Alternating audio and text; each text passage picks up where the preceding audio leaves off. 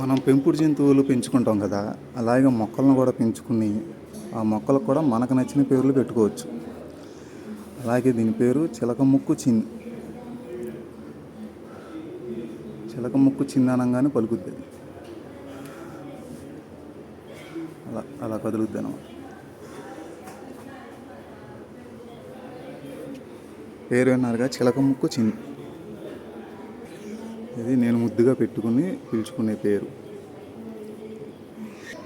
ఈ క్రోటాన్స్ ఎక్కడైనా పెరుగుతాయి అంటారు, కానీ అలా మట్టిలో కాకుండా కోక్పీట్లో వేసి పెంచితే మంచిగా వస్తాయి.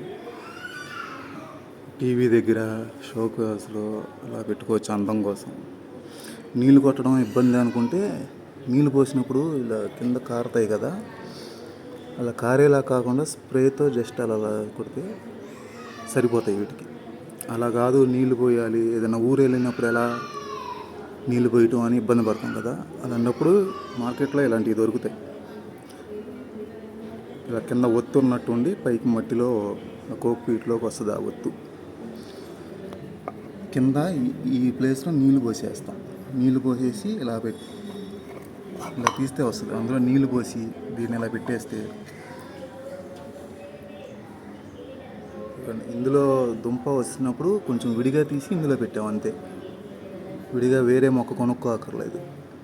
ఇందులో పెడితే కింద నీళ్లు పోసామనుకోండి, ఒక నెల రోజుల వరకు మళ్ళీ దీనికి నీళ్ళు పోయే అవసరం లేదు. మీకు చూపించడానికి ఇప్పుడైతే నీళ్ళు ఇంకా పోయలేదు, పోయాలి. ఇలా పెంచుకోవచ్చు. టీవీ దగ్గర అందంగా ఉంటాయి. టీవీ దగ్గరే కాదు, వంటగదిలో కూడా పెట్టుకోవచ్చు, బెడ్రూమ్లో కూడా పెట్టుకోవచ్చు.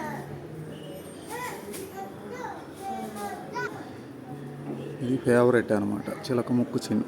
దీని ముక్కు చిలక ముక్కులాగా, చిలక ఒళ్ళంతా గ్రీన్గా ఉంటుంది, ముక్కు మాత్రం ఎర్రగా ఉంటుంది. ఇది కూడా అంతే.